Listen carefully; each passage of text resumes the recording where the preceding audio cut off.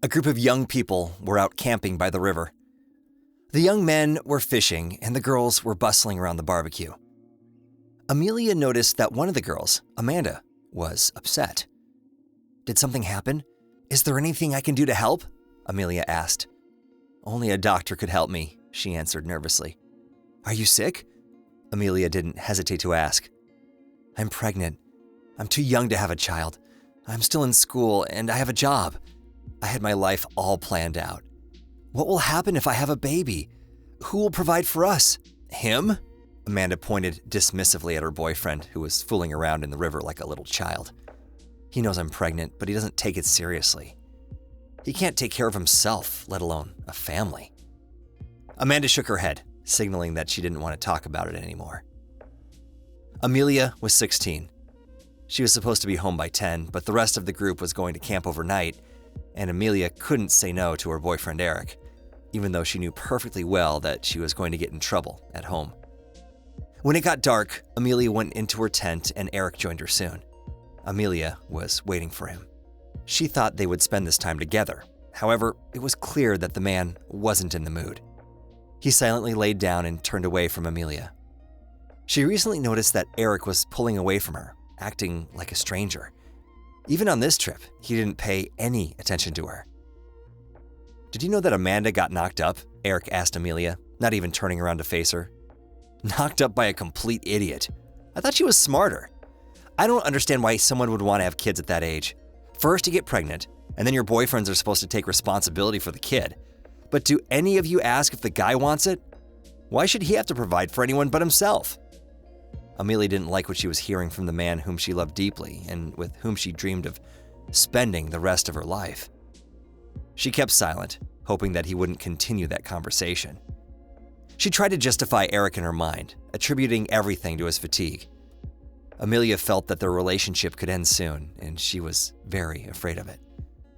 Unfortunately, Eric's mood only got worse in the morning. He brought up Amanda's pregnancy again on their way home. This time, he was even more blunt in his statements. "The importance of family and children is overrated. You can be completely happy without any of it. And the mountain of responsibility that women place on men is very annoying and only scares men away." Eric's words upset Amelia very much. She had a completely different outlook on life. The girl silently looked out the window the rest of the way. "There you are. Just look at yourself. Where were you?" Amelia heard her father say, having barely come through the door. Then came the humiliating accusations and threats. Her father screamed that she was thoughtless and irresponsible, and that if, God forbid, she were to get pregnant, he would put her out on the street without a cent. "You will live on the street in a cardboard box, and your child will die of hunger," he shouted. Then he switched to Eric, whom he couldn't stand, and screamed a bunch of insults directed at him. According to Amelia's father, at the age of 26, Eric was a lazy, underachieving loser. "I'm a respected person, and you're a disgrace. I don't want a daughter who can't behave appropriately." Amelia was silent. She knew that she couldn't change her father's mind, so it was better not to start arguing with him. Amelia's father was a successful businessman.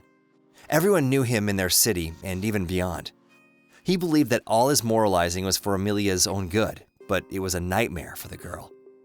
She often heard that she was a disgrace to the family, and even started hearing it in her own head when her father wasn't around. If her mother were alive, she would never allow her father to treat her like that. Amelia still couldn't get over her mother's death, even though she died many years ago. And she simply couldn't take her father's moralizing anymore. A couple of days later, Amelia skipped school. She was sitting on the edge of the bathtub and staring at the pregnancy test, which was positive. In her heart, she was happy that she would become a mother, but her father and Eric? Everything was clear with her father. He would put her out on the street, as promised. But how would Eric react? His comments about Amanda's pregnancy suggested that he wouldn't take this news well either. "Why are you so sad?" Eric asked. Amelia showed him the test. The man's face changed immediately. Amelia felt that he wasn't just angry with her. He hated her. He gnashed his teeth, accused her of allowing it to happen, and said there was no way she could have this child. "I saw the doctor. It's too late to have an abortion," Amelia said with tears in her eyes. You stupid fool. Did you think I would want to be a father? Your dad has a lot of money. Let him find a specialist who will terminate, despite the term, Eric screamed. Now Amelia was completely disappointed in him. Dad was right. Disgrace to the family. His voice popped up in her head. If you do decide to have the baby, I can take you to stay with my mother. You can live there, at least until your father comes to his senses and takes you back. That's the best I can offer. That was when Amelia finally broke. Eric's mother lived in the countryside. She was very kind to the girl. Eric told his mother that he would find a job, rent an apartment, and take Amelia and the baby to live with him. But the girl knew that he was lying. He only came to visit her a couple of times during the entire pregnancy. Allison and Joshua got out of the car and looked around. They came to the countryside to unwind and distract themselves from their sad thoughts.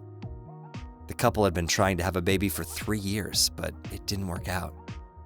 Endless tests, procedures, and treatments. It was very exhausting and pointless. The nature around them was beautiful.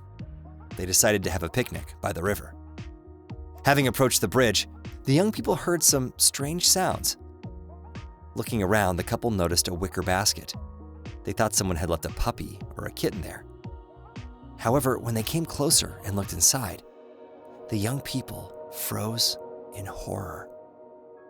There was a baby in the basket. They looked around, but no one was there. Could it be fate? Allison whispered. The woman picked the baby up.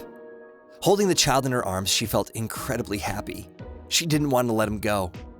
Her husband looked at Allison and understood everything without words. An hour later, no one came for the baby. The couple decided to take the baby home. He needs to be fed and bathed, and then we'll figure out what to do next.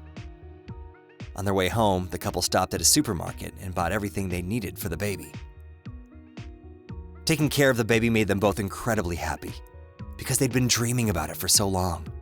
A week passed, but they never saw any reports of missing children.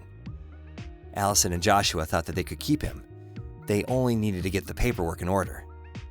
Joshua told Allison not to worry and that he would take care of everything. Allison was sorting through the basket in which they found the baby and found a letter. The woman's heart was racing. I'm grateful that you found and took in my child. I hope he got into a family where he will be loved no matter what, and no one will ever tell him that he is a disgrace to the family. I named him Michael. I was always a disgrace to my father, and the father of my child didn't want anything to do with me either. I can't live like this anymore, so I chose my own path. Off the bridge. But the baby has to live. Dear God, she killed herself! The baby's mother jumped off that bridge! We need to go to the police, Joshua exclaimed in horror. Allison was silent. Her eyes were full of tears. She understood that her husband was right, but what if the child would be taken away?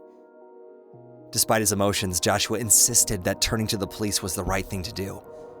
Allison couldn't find a place for herself while he was gone.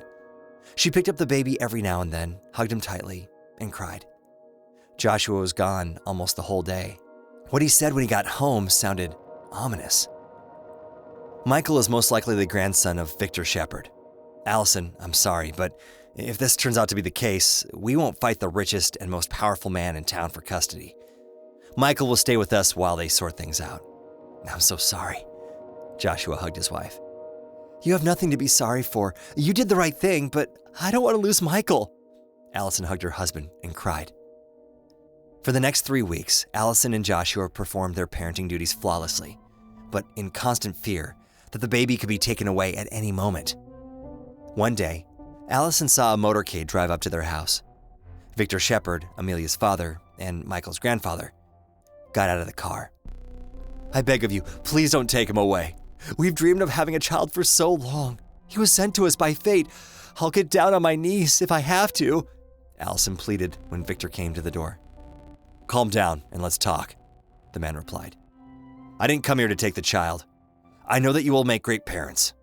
I made a huge mistake and I couldn't save my daughter. Her death is my fault and I'll never forgive myself for it. I'm not going to ruin this kid's life too. I will get all the paperwork. All I ask you is to please let me be part of my grandson's life. But it's up to you, of course, since you're Michael's parents now. Allison and Joshua had never been so happy before in their lives.